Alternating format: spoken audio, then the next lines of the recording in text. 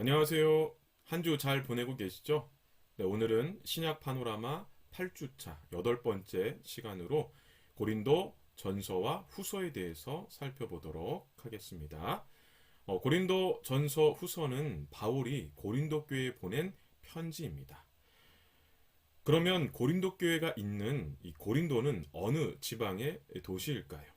고린도 전서 후서를 살펴보기 전에 고린도 지방, 특히 이 고린도의 역사적 배경과 고린도 교회의 상황을 이해하면 고린도 전서 후서를 이해하는데 매우 도움이 됩니다. 첫 번째, 고린도의 역사적 배경에 대해서 살펴보겠습니다. 고린도 교회의 역사적 배경에 대해서 살펴보기 전에 이 고린도가 위치한 지도를 함께 보도록 하겠습니다. 지금 보고 계신 지도는 바울의 두 번째 전도 여행과 관련된 지도입니다. 빨간색 원으로 표시된 곳이 고린도입니다. 지금의 그리스에 속한 도시라고 생각하시면 됩니다. 고린도는 바울이 두 번째 전도 여행 때 전도한 곳으로 이곳에서 바울은 브리스길라와 아굴라를 만났고 함께 천막을 만드는 일을 했습니다. 그리고 바울은 고린도에서 1년 6개월을 머물렀고 복음을 전했고 하나님의 말씀을 가르쳤습니다. 사도행전 18장 3절과 11절을 함께 보겠습니다. 먼저 3절입니다. 생업이 같으므로 함께 살며 일을 하니 그 생업은 천막을 만드는 것이더라. 다음으로 11절입니다. 1년 6개월을 머물며 그들 가운데서 하나님의 말씀을 가르치니라. 이제 고린도의 역사적 배경에 대해서 살펴보겠습니다. 고린도는 그리스, 헬라 시대의 매우 유명한 도시들 가운데 하나였습니다. 그러나 고린도는 BC 146년 로마에 의해서 멸망되고 이후 로마의 식민지가 되었습니다. AD 46년 줄리어스 시저는 고린도의 지역적 특성이 항구와 군사 기지로서 매우 중요하다고 인식하여 고린도를 재건하기 시작했습니다. 고린도의 재건 소식을 듣고 고린도가 멸망할 때 북은 해안으로 도피했던 그리스의 상인들과 무역상들의 후예들이 옛 고향으로 돌아왔으며 예루살렘으로 가기에도 편리한 도시였으므로 많은 유대인들도 모여들기 시작했습니다. 여러 지역에서 사람들이 모여들었고 또 항구 도시라는 이점으로 무역이 활발하게 이루어졌습니다. 그래서 상업이 발달하기 시작했고 로마의 식민지였던 고린도는 상업의 발달로 성장과 번영을 이루게 되었습니다. 이후 아가야라는 로마 행정구역의 수도가 되었습니다. 그 지역 총독이 고린도에 거주하게 될 정도로 영향력이 있는 도시가 되었습니다. 고린도는 상업이 발달하여 성장과 번영을 이루었지만 문화는 타락했고 우상 숭배로 떠들썩한 도시가 되었습니다. 고린도는 사당과 사원들로 가득했습니다. 그러니까 신전들이 가득했다는 겁니다. 특히 고린도에는 1800피트, 약 550m나 되는 어마어마한 크기의 신전이 있었다고 합니다. 그리고 이 신전에는 신전 창기들이 있었는데 이는 성적으로 얼마나 타락했는지를 보여줍니다. 얼마나 고린도가 성적으로 타락한 도시였는지 헬라어로 코린티아 조마이라는 말이 생겨났을 정도입니다. 코린티아 조마이는 고린도인처럼 행동하다라는 뜻으로 방탕과 매춘이라는 말의 동의어로 쓰였습니다. 바울이 복음을 전했을 당시 고린도의 인구는 약 70만 명이나 되는 대도시였다라고 합니다. 그리고 그 중에 노예가 약 3분의 2 정도 되었다라고 합니다. 두 번째, 고린도 교회의 상황에 대해서 살펴보도록 하겠습니다. 고린도 교회는 바울의 두 번째 전도 여행 때 바울에 의해서 세워진 교회입니다. 사도행전 18장 8절입니다. 또 회당장 그리스보가 온 집안과 더불어 주를 믿으며 수많은 고린도 사람도 듣고 믿어 세례를 받더라. 바울은 고린도에서 1년 6개월을 머물며 복음을 전했고 하나님의 말씀을 가르칠 정도로 고린도 교회에 대한 애정이 남달랐습니다. 사도행전 18장 11절입니다. 1년 6개월을 머물며 그들 가운데서 하나님의 말씀을 가르치니라. 바울은 에베소에 있는 아볼로를 불러서 고린도 교회를 목회하게 했습니다. 사도행전 18장 27절입니다. 아볼로가 아가야로 건너가고자 함으로, 아가야 지방의 중심 도시가 이제 고린도였기 때문에 바로 고린도로 왔다라는 그런 표현입니다. 형제들이 그를 격려하며 제자들에게 편지를 써 영접하라 하였더니 그가 감에 은혜로 말미암아 믿는 자들에게 많은 유익을 주니. 그런데 바울이 고린도를 떠난 이후 고린도 교회 성도들은 옛 습관을 버리지 못하고 또다시 성적인 타락과 방종의 삶, 우상 숭배와 무질서의 삶으로 돌아가고 말았습니다. 특히 영적으로 은사를 무질서하게 사용하는 심각한 문제가 생겨났습니다. 고린도 교회의 이러한 문제는 성도들 간의 분쟁으로 이어졌고 파벌이 나누어지는 계기가 되었습니다. 세 번째, 고린도 전서를 기록하게 된 이유에 대해서 살펴보도록 하겠습니다. 고린도 전서를 기록하게 된 이유는 첫째, 성적인 타락과 방종의 삶, 우상 숭배와 무질서의 삶으로 인해 분쟁이 생겼기 때문입니다. 고린도전서 1장 11절입니다. 내 형제들아, 글로의 집 편으로 너희에 대한 말이 내게 들리니 곧 너희 가운데 분쟁이 있다는 것이라. 이처럼 고린도 교회의 분쟁 소식을 듣고 바울은 이 문제를 꼭 해결해 주고 싶어서 고린도 전서를 써서 보내게 된 것입니다.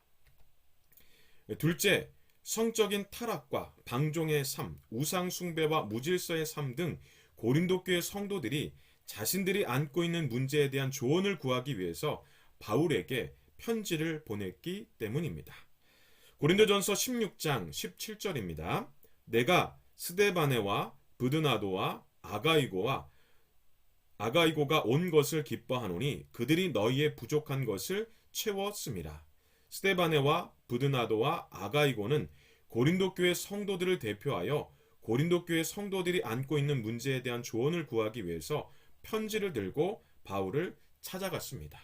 그 답신으로 고린도 전서를 써서 보내게 된 것입니다. 네 번째, 고린도 전서의 주제는 무엇일까요? 고린도 전서의 주제는 고린도 전서를 기록한 이유와 관련이 있습니다. 고린도 전서의 주제는 고린도 교회 성도들의 회개와 연합입니다. 바울은 고린도 교회 성도들의 회개와 연합을 위해서 크게 두 가지를 강조했습니다. 첫째는 신앙의 원리를 회복해야 한다는 것입니다. 바울은 뭐뭐에 대하여라는 표현을 사용해서 구체적이고 실제적인 신앙의 원리를 제시했고 신앙의 원리를 회복할 것을 권면했습니다.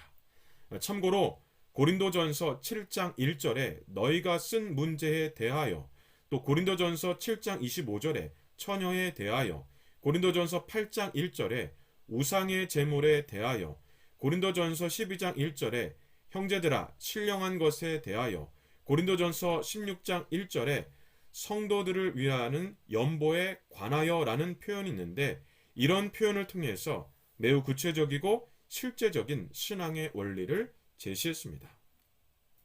둘째, 그리스도의 십자가 곧 복음만이 변화시키는 힘이 있고 연합을 이룰 수 있도록 도와준다는 것을 강조했습니다. 고린도전서 1장 18절입니다. 십자가의 도가 멸망하는 자들에게는 미련한 것이요 구원을 받는 우리에게는 하나님의 능력이라. 다섯 번째, 고린도전서의 특징에 대해서 살펴보겠습니다. 고린도전서의 특징은 네 가지로 살펴보도록 하겠습니다. 첫째, 고린도전서는 교회의 생활의 실제적 문제를 다루고 있는 매우 실제적인 서신입니다. 그래서 오늘날 교회에도 적용이 가능한 교훈과 진리를 담고 있습니다. 둘째, 고린도전서는 목회적인 측면과 윤리적인 측면이 함께 강조되는 서신입니다. 셋째, 고린도전서는 초대교회 당시의 교회 생활 및 교회 역사 연구에 중요한 자료가 됩니다. 특히 성찬식, 예배, 은사 등 교회 생활의 중요한 문제를 다루고 있기 때문에 초대교회 성찬식, 예배, 은사 등과 관련된 연구에 있어서 중요한 자료가 됩니다. 넷째, 고린도전서는 논리적이고 간결하며 평이한 문체가 특징입니다. 고린도 교회 대표들이 고린도 교회 성도들이 안고 있는 문제에 대한 조언을 구하기 위해 편지를 들고 바울을 찾아갔고 그 답신으로 고린도전서를 썼기 때문에 바울은 쉽게 이해할 수 있도록 논리적이고 간결하며 평이한 문체를 사용했습니다. 여섯 번째, 고린도전서의 내용에 대해서 살펴보도록 하겠습니다. 고린도전서의 내용은 크게 세 단락으로 나눌 수 있습니다. 첫 번째 단락은 1장부터 4장까지이고 교회의 분쟁에 대한 대답이 주된 내용입니다. 이 단락에서 바울은 각 분파로 나뉘어 분열과 비난, 정죄를 일삼는 고린도 교회 성도들에게 고린도 교회 성도들의 믿음은 인간의 지혜나 재능에 의한 것이 아니라 성령으로 말미암는 하나님의 능력과 은혜임을 강조합니다. 또한 성도들 사이에 성행하는 분파주의는 자신들의 지식과 의를 드러내기보다 지적 교만과 영적 미성숙을 폭로할 뿐이라고 역설했습니다. 따라서 성도들은 자신을 가르친 복음 사역자나 자신의 지식을 자랑할 것이 아니라 오직 구원과 영생의 소망을 주신 그리스도를 자랑하고 그분만 의지하는 삶을 살아야 한다고 권면하고 있습니다. 두 번째 단락은 5장부터 6장까지이고 음행에 대한 대답이 주된 내용입니다. 아마도 성적인 타락과 방종의 삶이 너무나 심각했기 때문에 바울은 분쟁에 이어서 이 문제를 좀 더 집중적으로 다룬 것 같습니다. 세 번째 단락은 7장부터 16장까지이고 다른 질문들에 대한 대답이 주된 내용입니다. 이 단락을 보면 고린도 교회 대표들이 어떤 문제를 가지고 바울을 찾아갔는지 알 수 있습니다. 이 단락에서 바울은 결혼과 독신, 이혼과 재혼에 관한 그리고 우상에게 바쳐진 재물을 먹는 문제에 대한 답으로 자신의 삶을 실예로 들어서 그리스도인의 자유가 육체적 방종의 기회로 악용되어서는 안 된다라고 강조합니다. 따라서 성도들이 우상의 재물을 먹는 것은 아무것도 아니지만 믿음이 연약한 형제들을 위해서는 그 자유도 절제해야 한다라고 했습니다. 또한 성찬식과 영적 은사의 올바른 사용, 공예배 시의 올바른 태도에 대해서도 구체적으로 언급하고 있습니다. 특히 영적 은사에 대해서는 교회의 덕을 세우기 위해서 사용되어야 하며 사랑의 정신으로 행해야 할 것을 강조합니다. 또한 부활 문제로 고민하는 성도들에게는 부활의 확실성과 임박성을 강조함으로써 참된 소망을 가질 수 있도록 이끌었습니다.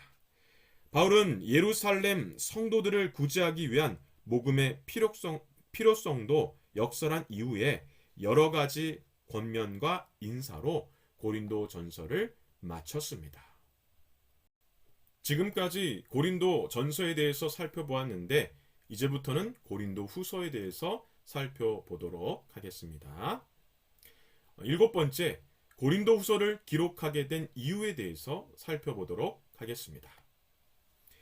고린도 후서를 기록하게 된 이유는 첫째, 바울 자신의 사도직의 정당성을 변호하기 위해서입니다. 고린도 전서를 보낸 이후 고린도 교회는 바울을 반대하는 사람들을 선동하는 거짓 교사들로 인해 몸살을 앓았습니다. 그들은 바울은 변덕스럽고 교만하며 용모와 말에 있어서 인상적이지 못하고 부정직하며 예수 그리스도의 사도로서의 자격을 갖추지 못했다라고 주장했습니다. 말에 있어서 인상적이지 못하고 부정직하다는 것은 어눌하다는 표현입니다. 좀 말을 잘 못했다라는 것을 비꼬는 거죠. 고린도후서 10장 10절입니다. 그들의 말이 그의 편지들은 무게가 있고 힘이 있으나 그가 몸으로 대할 때는 약하고 그 말도 시원하지 않다 하니, 바로 이 말씀에서 바울의 말에 있어서 인상적이지 못하고 부정직하다는 문제, 좀 어눌했다는 문제를 제기하는 것을 알 수 있습니다. 둘째, 고린도 후서를 기록하게 된 이유는 고린도 교회 성도들과 정상적인 관계를 회복하기 위해서입니다. 바울을 반대하는 사람들을 선동하는 거짓 교사들로 인해서, 곧 바울의 사도권의 문제를 제기하는 거짓 교사들로 인해서 고린도 교회 성도들과의 관계에 있어서 문제가 생겼습니다. 그래서 바울은 고린도 교회 성도들과의 관계를 회복하기 위해서 고린도 후서를 써서 보낸 것입니다. 셋째, 고린도 후서를 기록하게 된 이유는 예루살렘 교회 성도들을 구제하기 위한 연보의 모금을 호소하기 위해서입니다. 당시 예루살렘 교회 성도들은 팔레스타인 지역에 닥친 기근으로 인해서 가난에 시달리고 있었습니다. 그래서 예루살렘 교회를 돕는 일에 함께 동참할 것을 호소하기 위해서 고린도 후서를 써서 보낸 것입니다.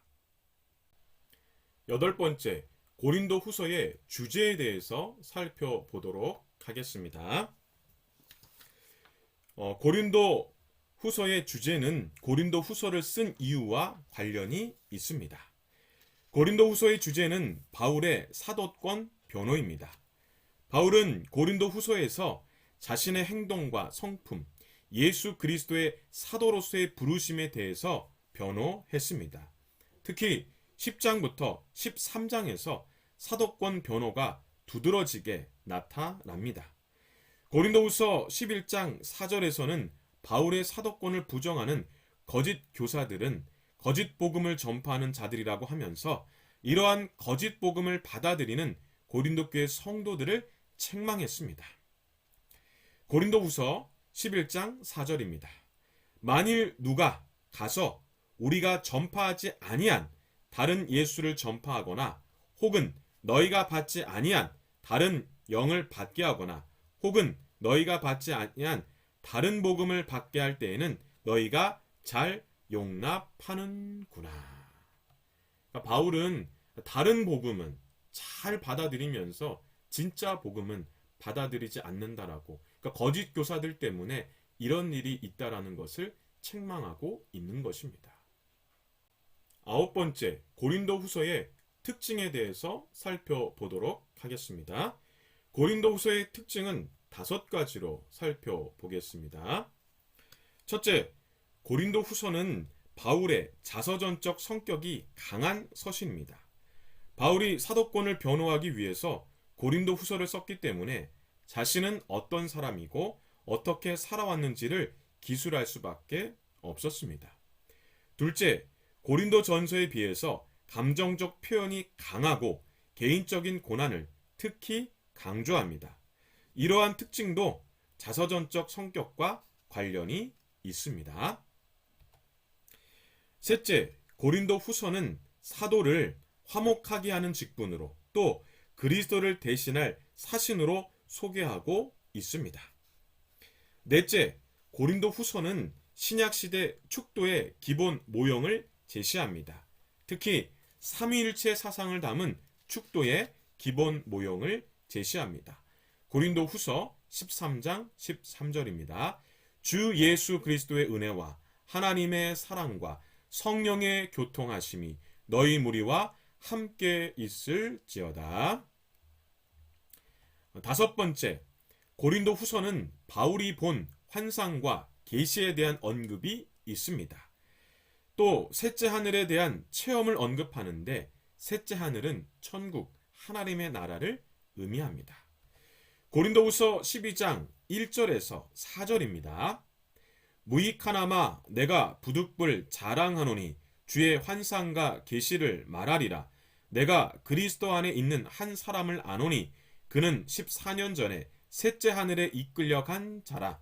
그가 몸 안에 있었는지 몸 밖에 있었는지 나는 모르거니와 하나님은 아시느니라. 내가 이런 사람을 아노니 그가 몸 안에 있었는지 몸 밖에 있었는지 나는 모르거니와 하나님은 아시느니라. 그가 낙원으로 이끌려가서 말로 표현할 수 없는 말을 들었으니 사람이 가히 이르지 못할 말이로다. 여기에 보면 셋째 하늘 그리고 낙원이라는 표현이 있죠. 유대인들은 하늘을 세 단계로 분류했습니다. 첫째 하늘은 구름도 있고 또 이렇게 새도 날아다니는 우리 눈으로 볼 수 있는 하늘이고요. 둘째 하늘은 우주 공간을 말하고 셋째 하늘은 바로 천국 하나님의 나라를 말합니다. 10번째, 고린도 후서의 내용에 대해서 살펴보겠습니다. 고린도 후서의 내용은 크게 세 단락으로 나눌 수 있습니다. 첫 번째 단락은 1장부터 7장까지이고 바울의 사역에 대한 설명이 주된 내용입니다. 두 번째 단락은 8장부터 9장까지이고 성도들을 위한 헌금과 관련된 내용이 주된 내용입니다. 세 번째 단락은 10장부터 13장까지이고 사도권에 대한 바울의 변호가 주된 내용입니다. 바울은 사도권에 대해서 변호하면서 자신의 체험을 직간접적으로 표현하는데 그 체험의 핵심은 그리스도인의 환난입니다. 특히 바울의 체험, 그리스도인으로서 당했던 환난은 그리스도인으로서의 어떤 삶을 살아야 하는지에 대한 교훈이 됩니다. 바울은 그리스도인으로서 당했던 환난을 이겨내는 데 있어서 가장 큰 힘이 하나님의 은혜였음을 밝히고 있습니다.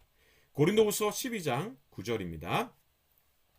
나에게 이르시기를 내 은혜가 내게 족하도다. 이는 내 능력이 약한 데서 온전하여 짐이라 하신지라. 그러므로 도리어 크게 기뻐함으로 나의 여러 약한 것들에 대하여 자랑하리니 이는 그리스도의 능력이 내게 머물게 하려 함이라.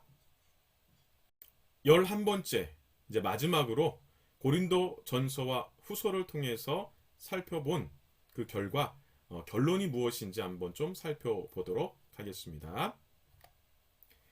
고린도 전서와 후서에 대한 내용을 살펴보면서 내리는 결론은 두 가지입니다. 첫 번째, 고린도 교회가 가지고 있었던 문제를 통해 우리의 신앙을 돌아볼 수 있어야 한다는 것입니다. 바울은 고린도 전서에서 강조하고 있는 것처럼 그리스도의 십자가 복음만이 변화시키는 힘이 있고 연합을 이룰 수 있다라고 말했기 때문에 우리가 신앙을 돌아보면서 이 사실을 반드시 믿어야 한다는 것입니다. 두 번째, 바울이 사도권의 변호를 위해서 고린도 후서를 쓰면서 강조했던 그리스도인으로서 당했던 환난은 그리스도인으로서의 어떤 삶을 살아야 하는지에 대한 교훈이 됩니다. 특히 그리스도인은 어떤 환난 가운데서도 하나님의 은혜를 기대할 수 있어야 한다는 것입니다. 지금까지 신약 파노라마 8주차 강의 고린도 전서와 후서에 대해서 살펴보았습니다. 고린도 전서 후서가 주는 교훈처럼 그리스도의 십자가 곧 복음만이 변화시키는 힘이 있고 연합을 이룰 수 있음을 믿고 어떤 환난 가운데서도 하나님의 은혜를 기대하는 성도님들이 되시기를 바랍니다. 오늘은 이렇게 신약 파노라마 8주차 강의를 마치려고 합니다. 늦은 시간까지 들어주셔서 감사합니다. 다음 주부터는 방학을 하게 됩니다. 방학 동안 마태복음부터 고린도 전서 후서까지 읽어보시면 좋겠습니다. 방학이 끝난 이후에 다시 찾아뵙도록 하겠습니다. 감사합니다.